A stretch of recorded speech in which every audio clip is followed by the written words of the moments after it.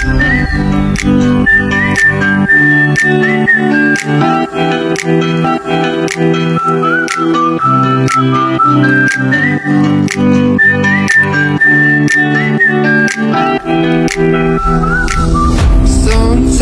you just feel like you don't belong. If you did before, not anymore, but nothing's wrong.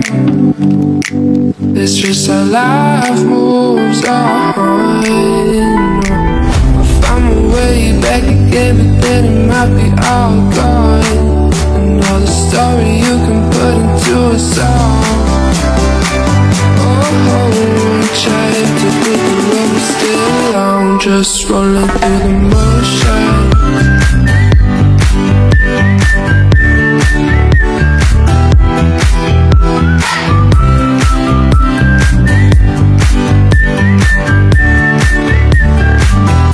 Just rolling through the motion.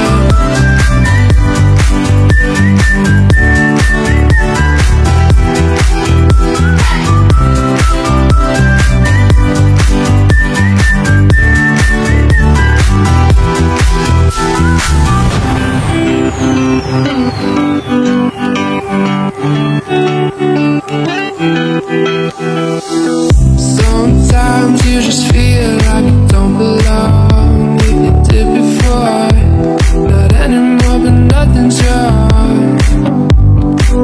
It's just how life moves on. I found my way back again, but then it might be all gone. Another story you can put into a song. Oh, try to put the road still on, just rolling through the motions. I'm staying strong, I'm staying strong, staying strong, just rolling through the motions.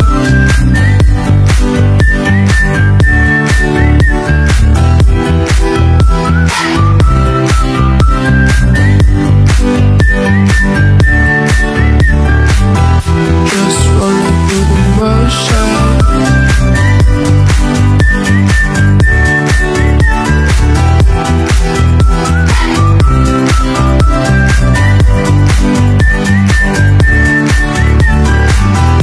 Just rolling through the motion.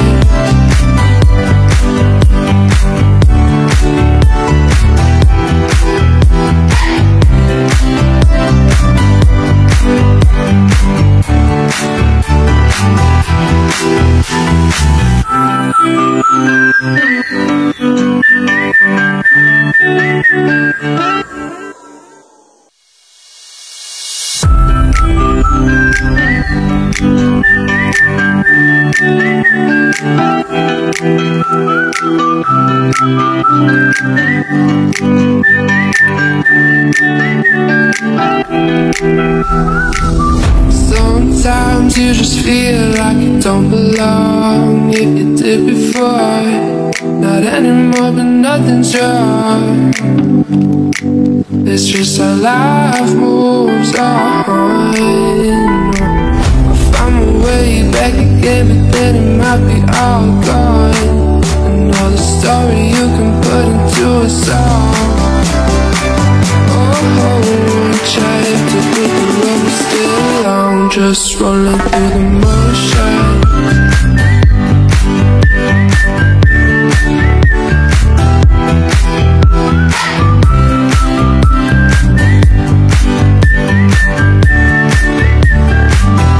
Just rolling through the motion.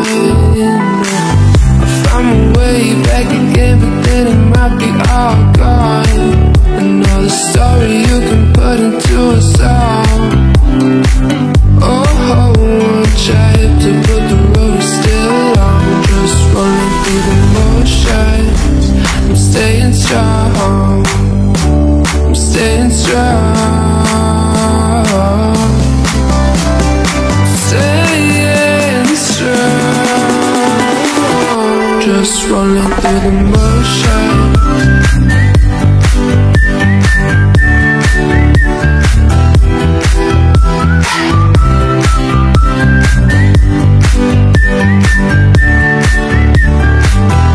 Just rolling through the motion.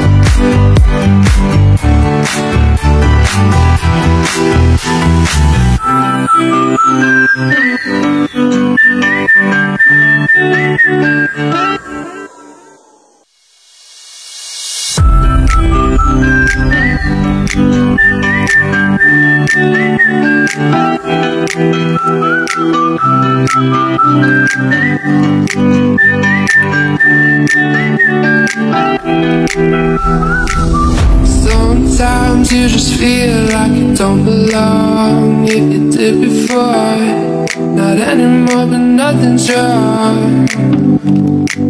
It's just how life moves on. I found my way back again, but then it might be all gone. Another story you can put into a song. Try to put the road still on, just rolling through the motion.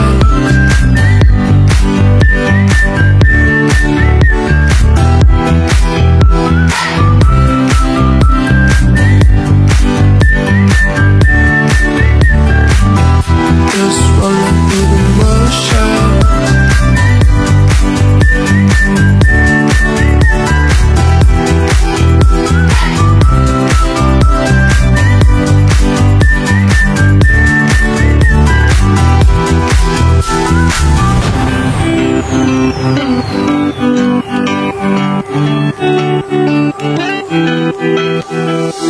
Sometimes you just feel like you don't belong. If you did before, not anymore, but nothing's wrong. It's just how life moves on. I found my way back again, but then it might be all gone. Another story you can put into a song. Try to put the road still on, just rolling through the motions. I'm staying strong, I'm staying strong, staying strong. Just rolling through the motions.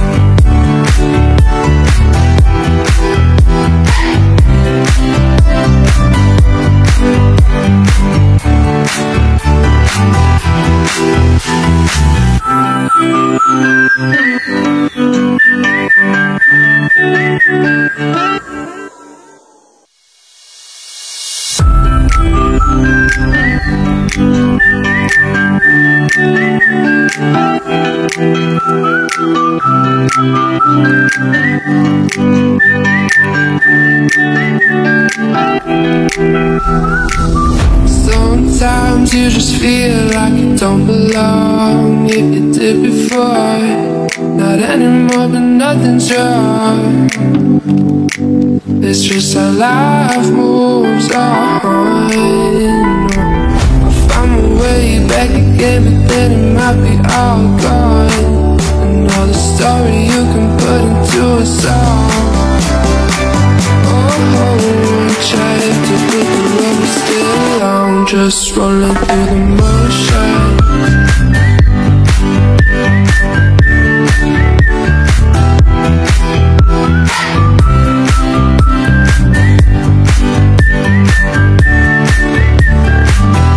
Just rolling through the motion.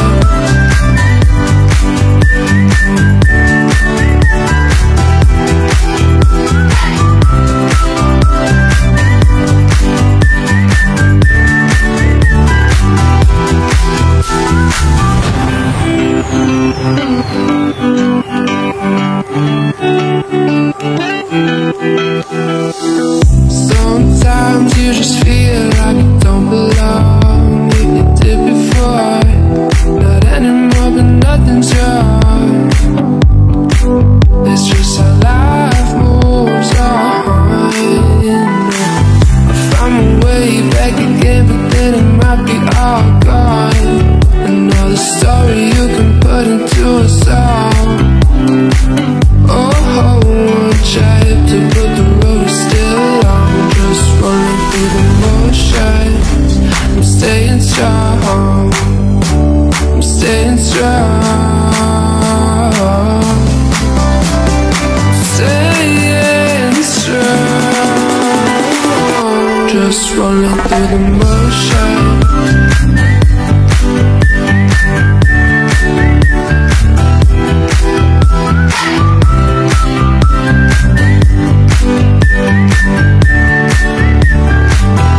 Just rolling through the motion.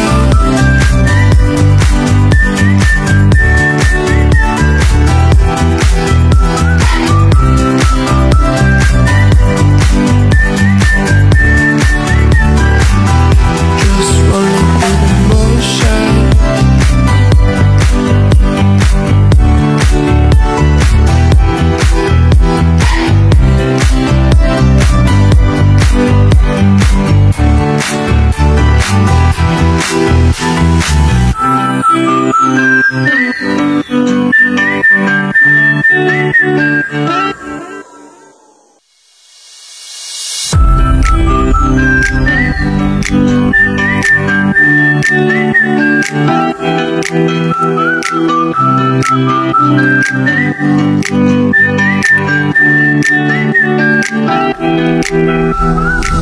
Sometimes you just feel like you don't belong. If you did before, not anymore, but nothing's yours.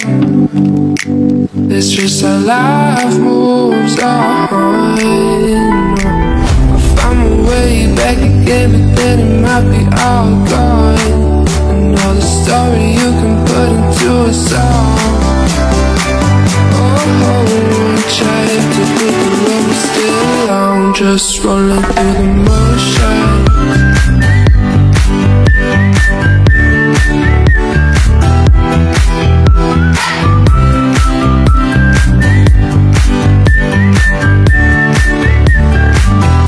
Just rolling through the motion.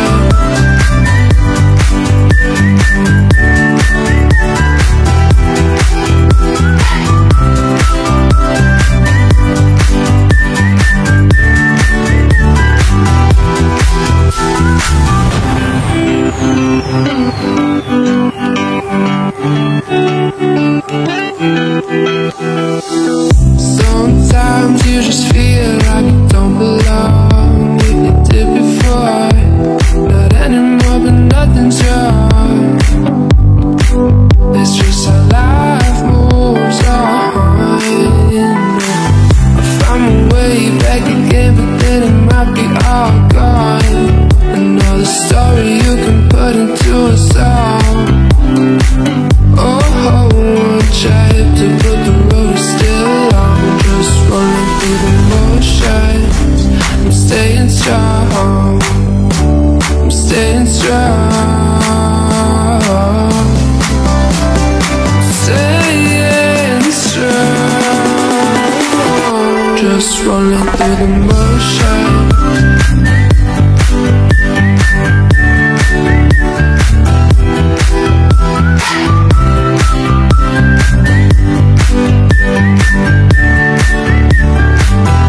Just rolling through the motion.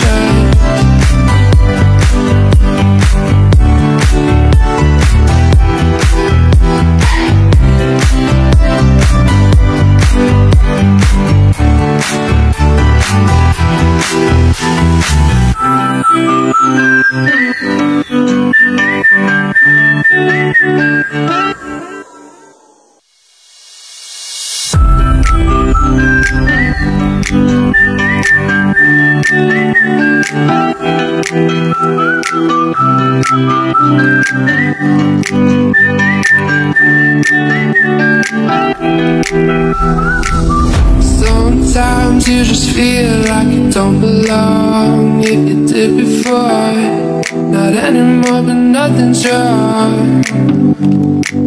It's just how life moves on. I found my way back again, but then it might be all gone. Another story you can put into a song.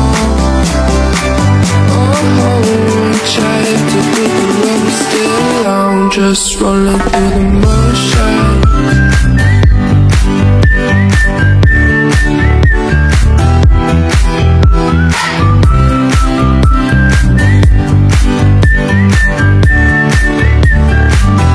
Just rolling through the motion.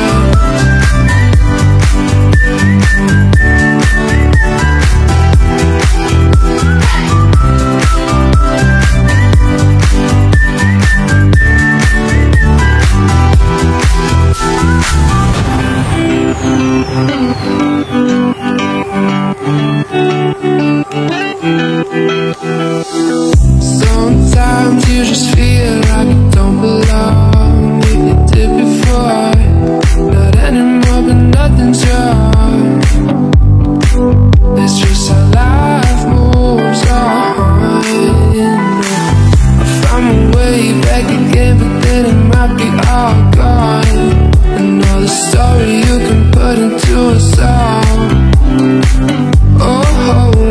Try to put the road still on, just rolling through the motions. I'm staying strong, I'm staying strong, staying strong. Just rolling through the motions.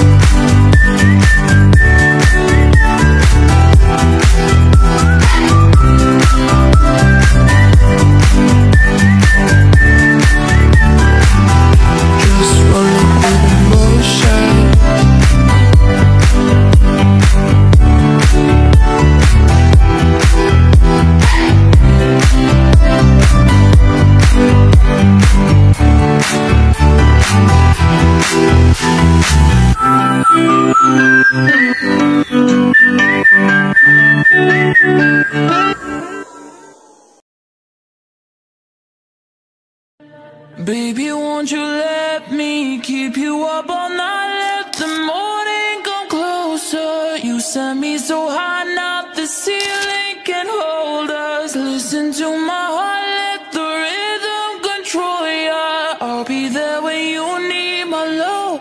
Just follow the beat of my drum, drum, drum, drum.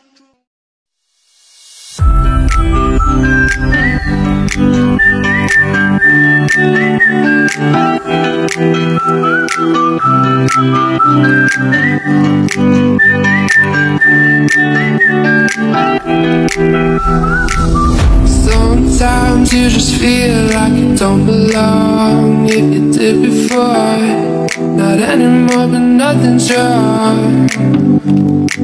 It's just how life moves on. I found my way back again, but then it might be all gone. Another story you can put into a song. Try to put the rubber still on, just rolling through the motion.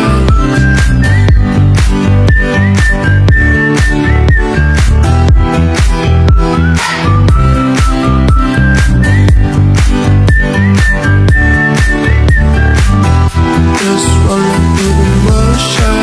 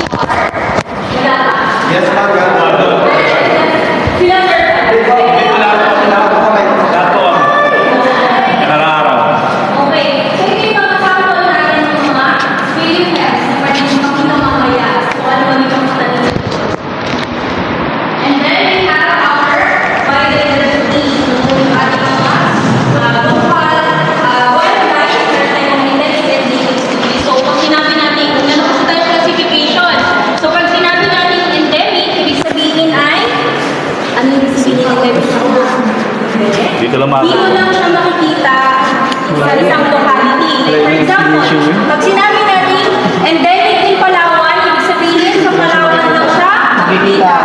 Yun ang endemic. Pag sinabi mo namang native, existing siya dito sa atin sa Pilipinas, and at the same time, existing din siya sa ibang bansa. Native siya.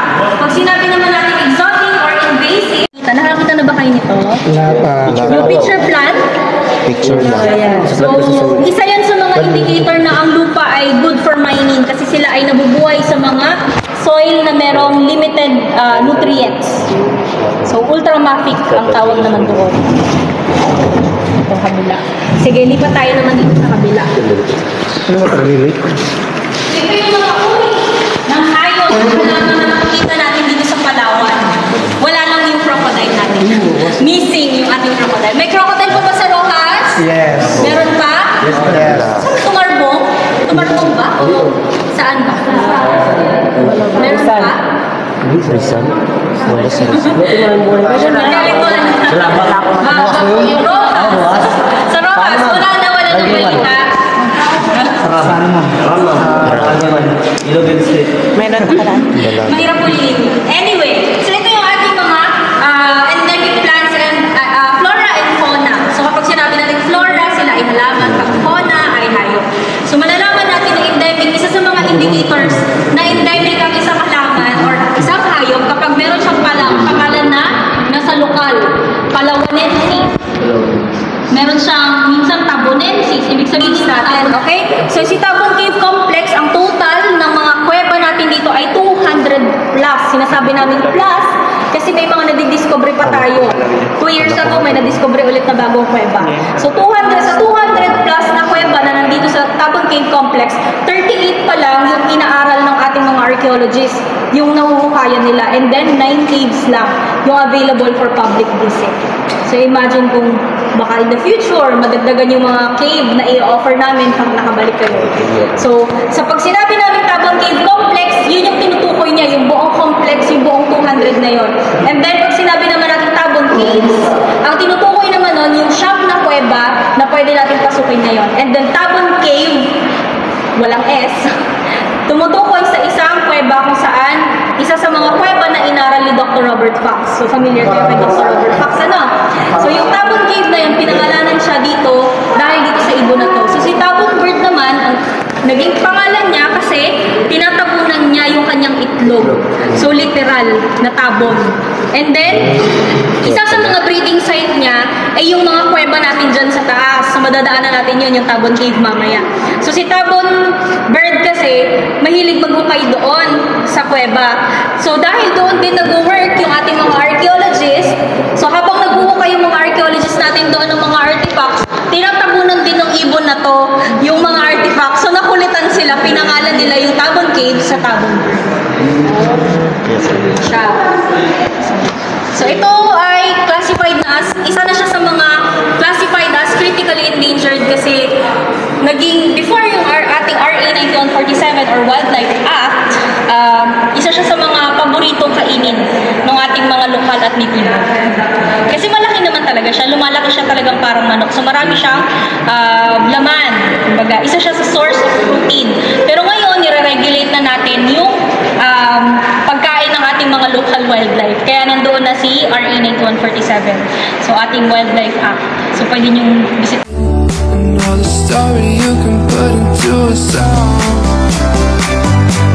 Oh, trying to put the rubber still on, just rolling through the motion.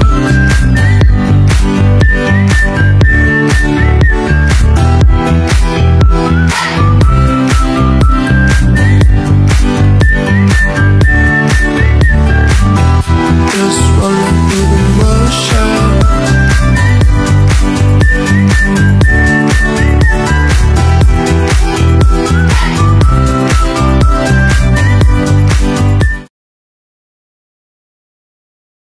Diba?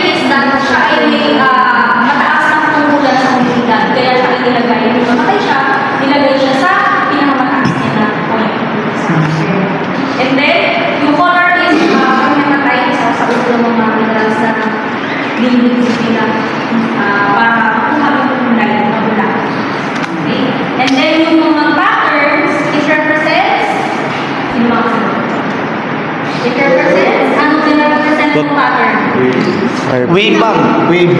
Waves. Waves. Kasi sa kultura natin sa Pilipino, diba, meron tayong mga pangista sa atin, natura ng pangista. At saka, si habang paglalakad, pasok sa kabilang. Kami yung... So, siya ay secondary burial jar. Meaning yung mga buto, inuman na lang, and then, nilagay sa loob ng jar. So, isa sa mga primary burial natin, yung kapag yung buong tao, nilagay sa jar. So, ito, inuman na lang yung buto, and then, nilagay sa jar. So, secondary burial jar. So, yung iba, ang sabi before, kagaya sa Luzon men na paniniwala, nilalagay nila sa mga baguhan ng katawan, para hindi ko po sa Charlie, and then kung ano yung pag-iwan, yun yung pinukuha nilalagay sa jar. Isa yun sa mga methods. Okay?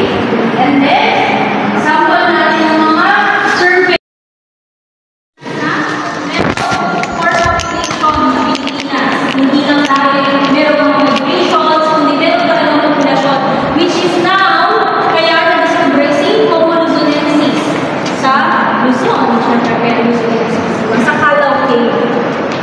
So, si Tapon man, ay ilang taon si Tapon man?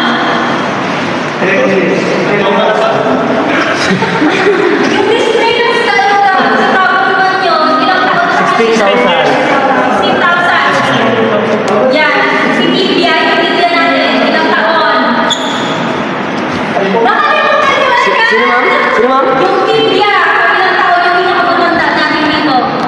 Ilan? Kanina binabit ko. Maliban dun sa 16,000. 12? Hindi. 47,000, di ba? 47,000 to 50,000. Siya ay ganun katanda. Si Homo luzonensis ay 136,000 to 2. Ayan.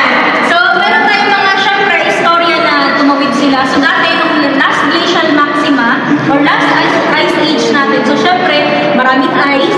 And then, mababa yung sea level natin.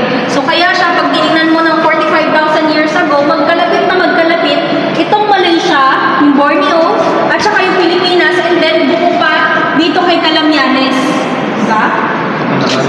Buko pa siya. Pwedeng lakarin, exactly. So, meron tayong mga migration na dumaan sa atin. Okay? Kaya, isa sa mga tawag dati kay Tapon Cave ay Nakabidyo ka. Ay, video. kasi dito daw nagsimula. All the story you can put into a song. Oh, tried to put the rubber still on, just rolling through the motion.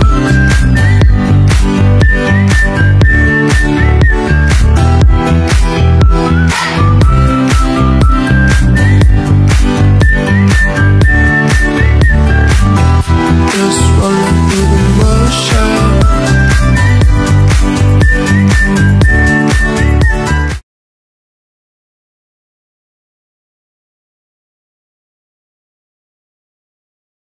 Wala naman silang GPS.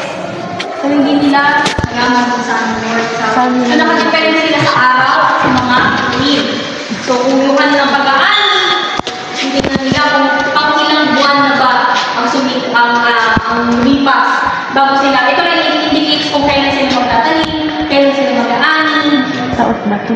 Isa sa mga record nila, yung pagdiwata natin ay ginagawa during full moon. So, familiar ba kayo sa pagdiwata? Hindi pa. Wala po ID dito. Baka yun yung pula. Okay. Longgo. So, ito yung mga sample natin, yung mga kagamitan. Na ginagamit pa rin naman hanggang ngayon, ng ating mga katutubo. Ito guys, yung ice water nila, yung malaking parang leaf. So, ginagamit nila yan, pang huli ng ibon sa loob ng kuweba. So, ginaganyan nila yan. Kasi yung ibon doon at yung mga paliki ay source ng protein ng mga tao yung unang panahon. Ito naman ang huli ng ibon. Yan. Ano yan? Yung huli ng labuyo. Ito mga ritual. Yung pagdiwata, sinabagin ko. So, ito ay ritual. Pagdiwata. Ginagawa nila ito pag yung isa sa mga kasama nila sa komunidad ay may sakit, mag-aalay sila para hinihin na bumalik yung taong may sakit.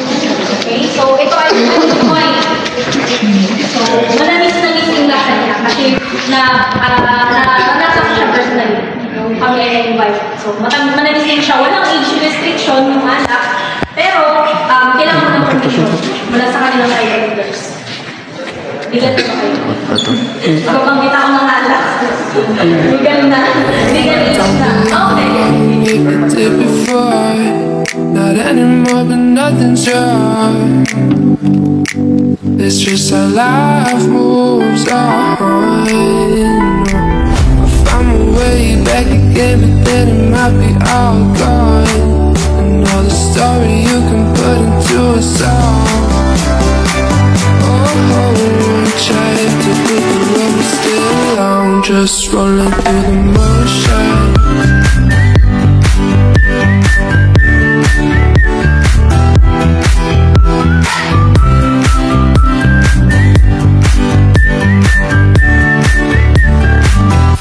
Just rolling through the motion.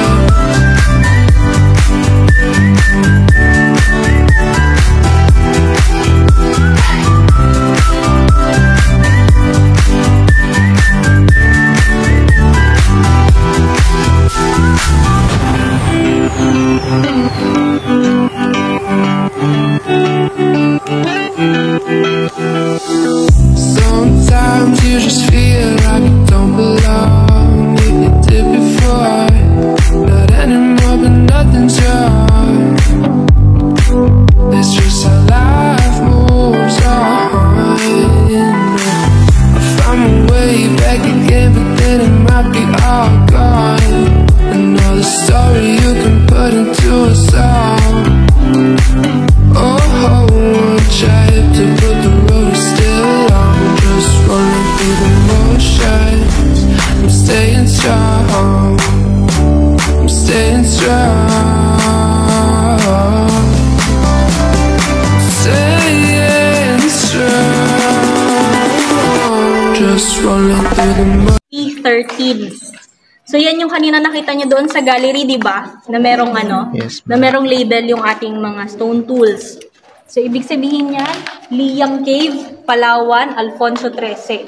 So, dati kasi itong Tabon Cave complex natin ay parte ng barangay Alfonso 13. So, pero siya ngayon ay barangay Panitian na. Okay? So, kanina may nagtanong sa akin si ma'am, paano daw nabubuo yung kuweba? So, ito, guys, nabubuo yung mga kanyang formations dahil yung tubig na galing sa surface rain na tinatawag, pag umulan sa taas, it takes 1 to 2 days, approximately 1 to 2 days, bago mag-seep in yung tubig sa loob ng ating mga kuweba. And then, pag pumasok yun, humahalo siya sa carbon dioxide na nag-form, yung tubig nag-form, pag hinalo mo sa carbon dioxide, nag-form siya as weak acid. So,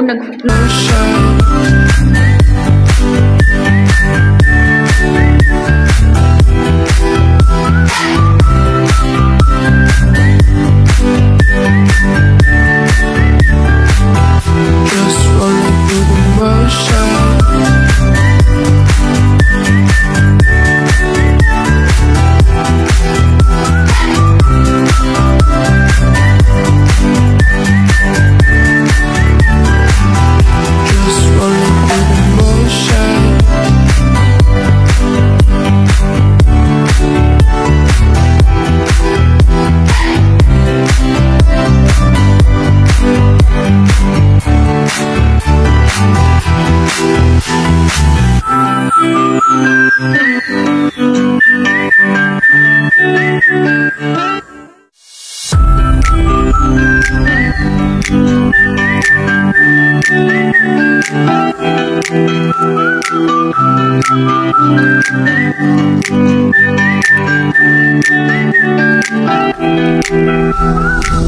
Sometimes you just feel like you don't belong. If you did before, not anymore, but nothing's wrong.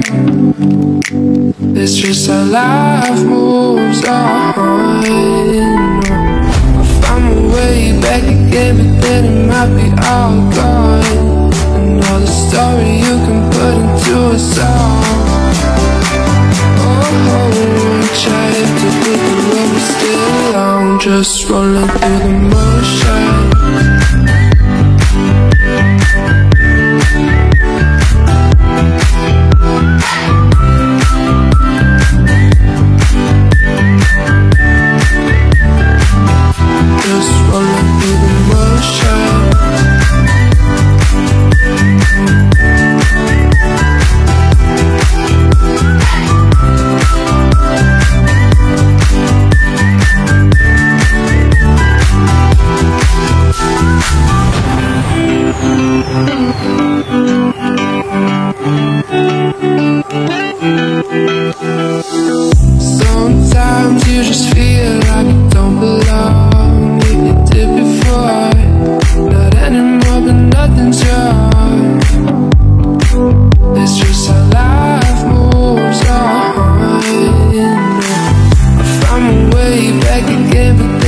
might be all gone. Another story you can put into a song. Oh, once I hit to put the road is still on. Just rolling through the motions. I'm staying strong. I'm staying strong. Staying strong. Just rolling through the motions.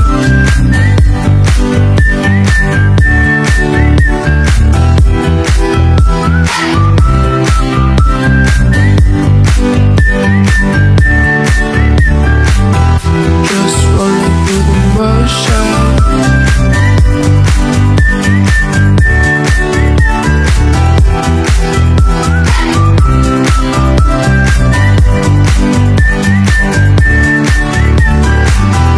Just rolling through the motions.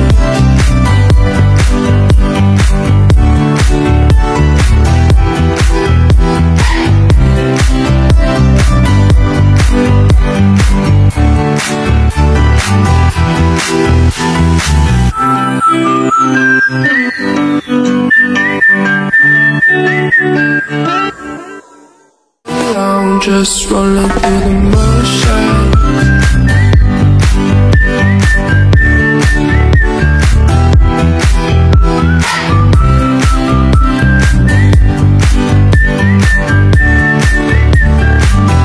Just rolling through the motions.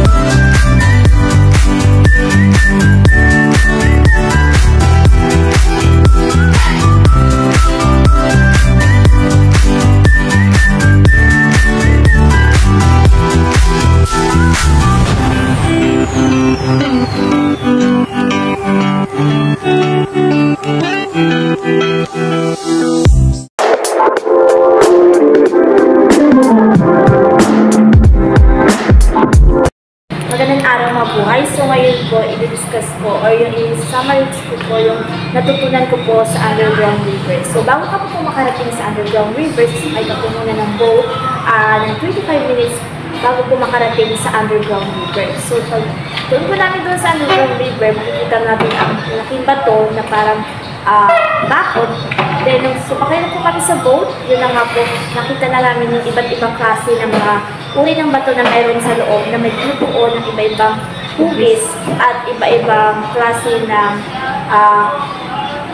ng bato like po ng puso ng saging na pinatagalan ay tinawag nilang pusong bato. At ang tubig daw po na umaagos po doon sa loob ng kuweba is yun daw po yung nagbibigay ng mataas na temperatura doon sa loob. At bawal dito tayo mag-inay po doon dahil mawawala po yung natural na ano po ng kuweba. Gayun din po ay magugulago po natin yung mga nakatira po doon na mga paniki. So, meron din po doon makikita mga malalaking isda pero pinababawal po yun na kunin ng mga tao. Yun lang po. Ang natutunan ko po during our rides po sa Underground River is wag po masyadong ibaba yung kamay sa may tubig kasi po may possibility po na pwedeng kainin or sakmalin po ng malalaking hayop sa ilalim ng tubig like yung higanting lapu-lapu po, tsaka yung mga crabs at tsaka yung ano po, yung mga stone po nila, bawal din po talaga siyang hawakan kasi may possibility din po na yun nga po, mag-iba yung ano niya, yung hugis niya, then may possibility din po siyang masira. At saka yung kapag pupunta po kayo ng Underground River is bawal din po talaga yung maingay kasi pwede po natin ma-istorbo yung mga yung mga paniki na nakatira doon at pwede tayong ma-disgrasya ganyan. At yun lang po. Thank you. Hello guys, ang natutunan ko po sa Underground River ay maraming iba't ibang hugis ng mga bato katulad ng mga pichay, mga sayuti at yung hilaw na talong at saka yung pritong talong. Saka yung maliit na candle. Marami ring mga paniki ang nakatira doon sa loob ng kuweba.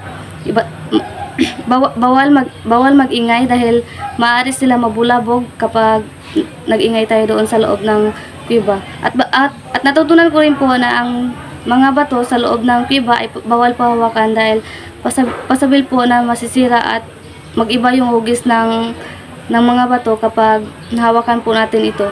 At kaya rin po nila ito binabawalang hawakan para po mapanatili na maging maayos at maganda ang underground river. Marami pang tao ang dadalayo dito dahil sa kagandahan nito. At paglabas po namin sa kuweba, meron po kami nakita na bayawak at saka unggoy. Yun lamang. Hello guys, ang natutunan ko po dun sa underground river ay yung may iba't ibang mga hugis na bato tulad ng pichay at kandila at mukha ni Mama Mary, at ito ay pinagbabawal nila hawakan ng bato kasi posible itong magtaas yung tubig doon. At meron paglabas po namin ay meron po doon mga nakikita namin ng mga bayawak at meron din po mga monkey na pinagbabawal din po nila papakainin kasi baka posible po mag-agaw ng mga pagkain sa mga nagtutor doon. Magandang araw po sa inyong lahat, mabuhay. Ako po pala si Alan James Arevalo. Mga natutunan ko po nung nasa underground river. First time ko nga po pala pumunta ng underground river and makapasok sa kuweba. Bago nga po pala makapunta ng underground river is first time ko rin makasakay ng napakaalon, lalo na sa bangka. Parang kala ko nga grabe kaba. Exciting talaga, grabe first time. And then nung pagdating pa lang namin sa isla, kita yung napakagandang lugar.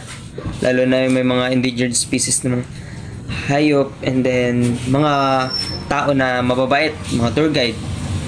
Binigyan pa nga kami ng device na nagsasalita, lalo na pag magpasok sa underground river. First time pa lang makapasok sa underground river. Medyo nung unang pasok is medyo mapanghi dahil sa ng paniki. Pero nung pagpasok namin, na-enjoy namin na ganito palang loob nito. Iba-ibang structure yung makikita. Lalo na yung nag-site ko doon na Last Supper. Iba-ibang mga gulay. Pinaka-highlights talaga na hindi ko makalimutan is yung lalo na po dun sa pinakamataas na parte ng cave, yung ceiling dun, napakataas, ilang feet yun. Makikita mo yung taas, akala mo ulap, makikita yung iba-ibang structure. Tapos yun, and then pagkabalik naman, iba-iba naman yung structure makikita, tinuturo ng tour guide. The best talaga yung feeling na makapunta ng underground river. Sana maulit pa sa darating na panahon na makabalik ulit doon, mas ma-enjoy ko pa. Yun naman po, at maraming salamat. So hello guys, so natutunan ko po sa underground river is maraming iba't ibang formation ng mga bato tulad ng eggplant, dinosaur, o kung makikita nyo po doon sa video, doon po yung shape ng reptiles na T-Rex, at candle, at yung unicorn na sinasabi nilang Pegasus, at mga mukha ni Mama Mary na doon din po sa structure ng bato, tsaka jellyfish, at marami pang iba. So binabawalan din po kami guys na humawak ng mga bato sa aming paligid dahil patuloy din po nilang pinipreserve o pinoprotektahan ang habitat at nature ng underground river para manatili itong maganda at maayos, para patuloy pa rin dayo ang mga turista. So yun lang po.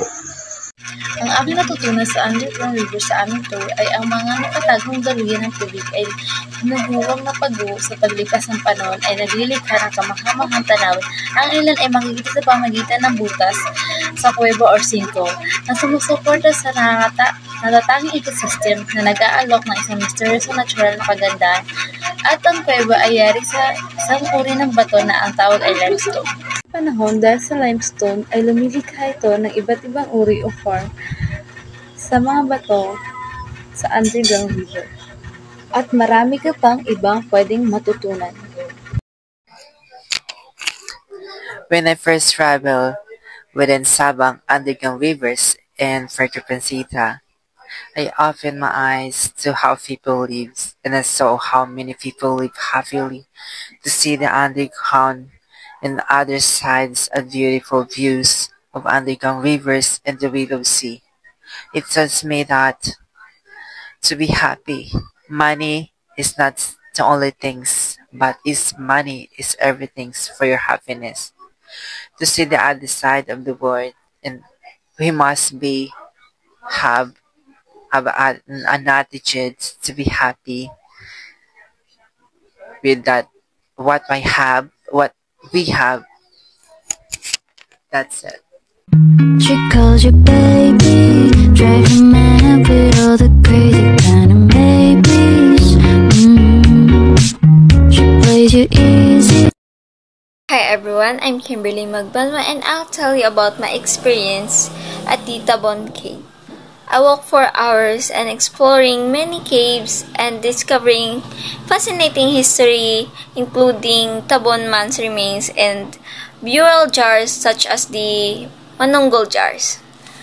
Ang natutunan ko po sa Tabon Cave Complex ay, una po, pumunta po kami sa gallery nila o sa museum. Nakikita po doon ng mga evidence like artifacts po na mga ginamit ng ating mga ninuno. Doon po pinapakita na patunay na tumira po ang mga ninuno natin sa cave po. So, pagtapos po namin sa gallery o sa museum po nila, ay umakyat po kami ng ilang step po, 100 step. Nagpunta po kami sa mga cave kung saan po nakita namin kung paano sila tumira doon o saan po sila tutulog o saan po nila ginaganap yung mga culture po nila. Katulad po sa Diwata Cave, doon po nila dinadala mga patay at pasasalamat po sa mga kanilang Diyos. So nakapunta po kami doon, nakita po namin doon marami pong mga barya at pinapaniwalaan po doon na mag-wish ka lang po at matutupad po yun. So, yung mga cave po pala doon ay natagpuan din po yung Manunggol jar po. And yung mga cave po ay ginawa po nila unang tirahan at ginawa na po nilang libingan po ng mga patay. So, tumatagal po ay nagiging libingan na lang po nila at lumilipat po sila sa mga mas maraming makukunan nila ng pagkain. Yun lang po at maraming salamat. Hi everyone! Dito po ako ngayon sa Tabon Cave upang ibahagi ang aking nalaman buhat sa Tabon Cave. Dito po makikita ang iba't ibang formation ng rock formation at dito rin po kaya po ito tinawag na Tabon Cave dahil sa isang ibon na kilalang sa pangalang Tabon. Kaya ito tinawag na Tabon Cave dahil may isang ibon dito dati na tinatabunan niya ang itlog kahit na ayaw niya ipakita sa mga tao. At syempre dito rin nakuha ang isang banga na tinatawag na naging popular sa museum. At syempre ma-experience mo dito ang hirap pagod pero masaya naman, sulit. Matarik man siya pero survive naman. At ito po ay may siyam na kuweba, may iba't ibang pangalan. Hindi ko na po isa-isahin. Basta para sa akin ang na ito ay unforgettable talaga. Sige po, hanggang dito na lang po. Bye-bye! So, ang Tabon Cave ay nagbigay sa akin ng malalim na pangunawa tungkol sa sinaunang kasaysayan ng Pilipinas. At ang Tabon Cave ay isang mahalagang archaeological site na kung saan ay naglalaman ng mga mahahalagang ebidensya sa mahabang panahon na pananatili ng mga sinaunang tao sa Pilipinas.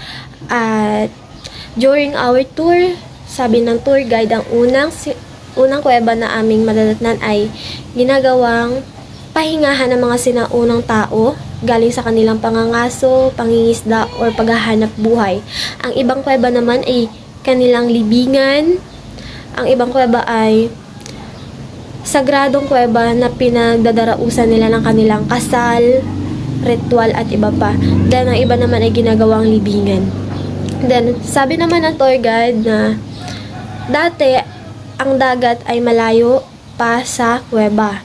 Pero ngayon naging malapit na yung dagat sa kuweba dahil habang tumatagal ang panahon ay tumataas ang level ng dagat dahil sa pagkatunaw ng mga yelo.